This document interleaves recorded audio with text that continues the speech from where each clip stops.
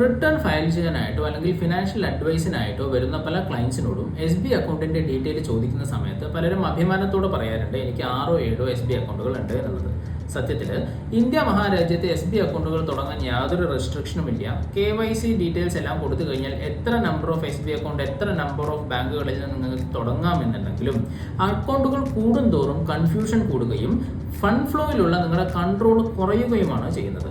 സ്മാർട്ടായിട്ട് financially disciplined ആയിട്ടുള്ള ആളുകൾ number of accounts കുറച്ച് അവരുടെ ക്യാഷ് ഫ്ലോയിൽ വരുന്ന എമൗണ്ടിലും പോകുന്ന എമൗണ്ടിലും കൺട്രോൾ കൂട്ടിയാണ് അവർ കൊണ്ടുപോകുന്നത്.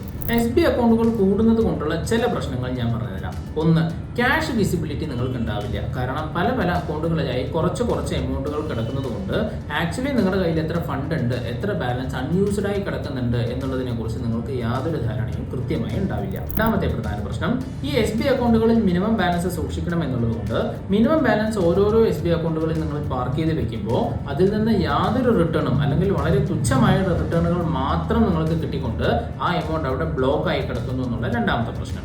എങ്ങാനും ഈ മിനിമം ബാലൻസ് കീപ്പ് ചെയ്തിട്ടില്ല എങ്കിൽ പല ബാങ്കിന്റെ പല അക്കൗണ്ടുകളിലും നിങ്ങൾക്ക് ചാർജസും പെനാൾട്ടിയും വരാൻ സാധ്യതയുണ്ട് എന്നുള്ള മൂന്നാമത്തെ പ്രശ്നം. എങ്ങാനും വളരെയധികം ട്രാൻസാക്ഷൻ നടക്കുന്ന ഒരു ബാങ്ക് അക്കൗണ്ടാണ് നിങ്ങളുടെ എന്നുണ്ടെങ്കിൽ ഫിനാൻഷ്യൽ ഡിസിപ്ലിനും കൺട്രോളും ഇല്ലാത്തത് കൊണ്ട് എങ്ങാനും നിങ്ങളുടെ ഇൻകം ടാക്സ് റിട്ടേൺ സ്ക്രൂട്ടിനിക്ക് എടുത്താൽ അതിൽ വന്നിട്ടുള്ള ഡെപ്പോസിറ്റിനെ കുറിച്ചും എക്സ്പെൻസസിനെ കുറിച്ചും നിങ്ങൾക്ക് കൃത്യമായി എക്സ്പ്ലനേഷൻ കൊടുക്കാത്തത് കൊണ്ട് ഒരു വലിയ ടാക്സ് ബാധ്യതയും പെനാൾട്ടിയും വരാനുള്ള സാധ്യതയുമുണ്ട്.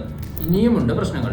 എങ്ങനെ നിങ്ങൾ അത് യൂസ് ചെയ്യാതെ നിങ്ങളുടെ അക്കൗണ്ട് ഡോർമെന്റ് ആയി പോയി കഴിഞ്ഞാൽ ഈ അക്കൗണ്ടുകൾ പല രീതിയിലുള്ള സൈബർ ഫ്രോഡോ അല്ലെങ്കിൽ അതുപോലെയുള്ള പല മിസ്യൂസുകൾക്ക് യൂസ് ചെയ്യാനും സാധ്യതയുണ്ട്. അതുകൊണ്ട് ഫിനാൻഷ്യൽ ഡിസിപ്ലിൻഡായി 2 മാക്സിമം 3 SBI അക്കൗണ്ടുകൾ മാത്രം സൂക്ഷിച്ചുകൊണ്ട് അതിൽ കൂടെ മാത്രം ട്രാൻസാക്ഷൻസ് നടത്തി ഭംഗിയായി ഫിനാൻഷ്യൽ ഡിസിപ്ലിൻഡായി ജീവിക്കുന്നതാണ് ഏറ്റവും നല്ലത്. Thank you so much.